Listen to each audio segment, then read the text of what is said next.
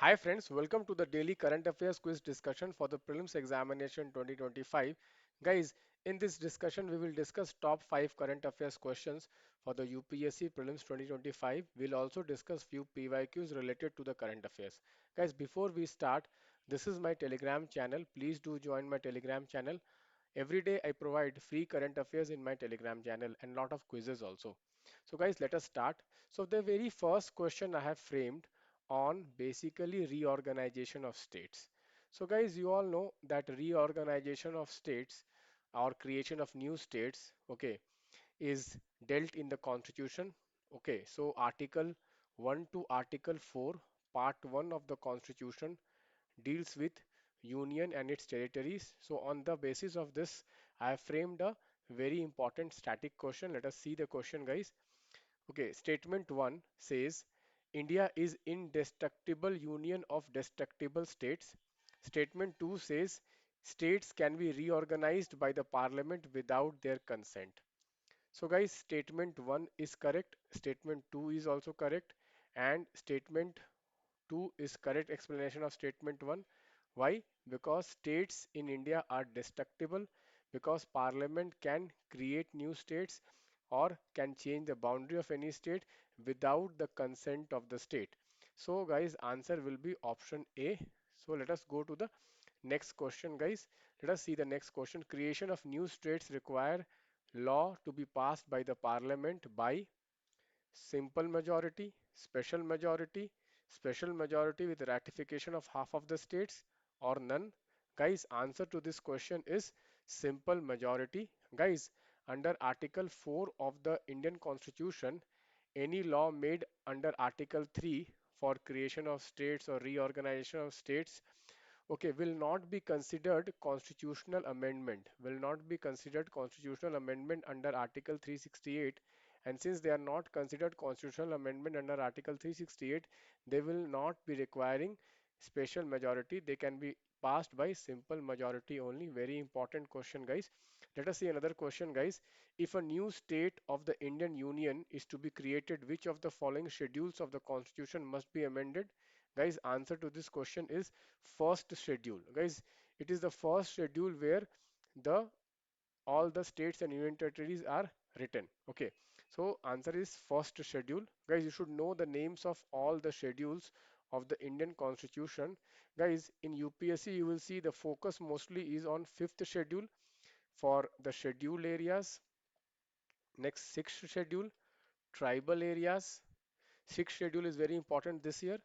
Okay, next, okay, 10th schedule also because of the anti-defection law. So these are some important schedule which you should prepare. Even seventh schedule, okay, distribution of power between the center and state is very important. Okay, guys, let us see the next question, guys. Next question I have framed on this very important article, inequality leads to growth. Does inequality leads to growth? Guys, there is a debate among economic experts that is inequality good for growth or is inequality bad for growth. So guys, there can be arguments both in favor of inequality leading to growth and opposition of inequality leading to not growth. Okay, so guys, but one thing is very clear that if the inequality is very high, then there will be less demand in the economy, and when there is less demand in the economy, there will be less investment in the economy, and overall the growth will reduce. In this context, I have framed a very good question on inequality. Let us read this question, guys. Inequality in modern India is greater than colonial times. Statement 2 says that India's top 1% holds more income today than it did under the British. Guys, the both statement 1 and statement 2 are correct, and statement 2 is the correct explanation of statement 1. Guys, let me tell you is that okay, when during the 1930s, guys, top 1% had 20% of the national income, but today in 2022, guys, top 1% has more than 20%. It's around 22% of the total national income. So inequality in India has increased. Okay, guys, if you see the pattern of inequality, it was high during the 1920s, 1930s. When India got independent from 1950s to 1970s, it decreased. but again it started increasing after 1991 in the neoliberal economic policy. After the neoliberal economic policy, which is the LPG reforms, inequality in India is on rise. Concept of inequality is very, very important for the prelims examination this year. Definitely you can have one question on inequality. Next, guys, you can see here the question on James Webb Telescope. Guys, recently you can see the JEDS, which is the JSWT Advanced Deep Extragalactic Survey Program, has found out okay new galaxy called JEDS JSZ140, okay, which is considered to be one of the first galaxies. Okay, so in this context, I framed a question. Let us see here, guys. James Webb Telescope is sometimes referred to as a time machine. Statement 2 says that James Webb Telescope is powerful instrument used infrared vision to peek back into 13.5 billion years and view the earliest stars and galaxies. So guys, that is the correct answer.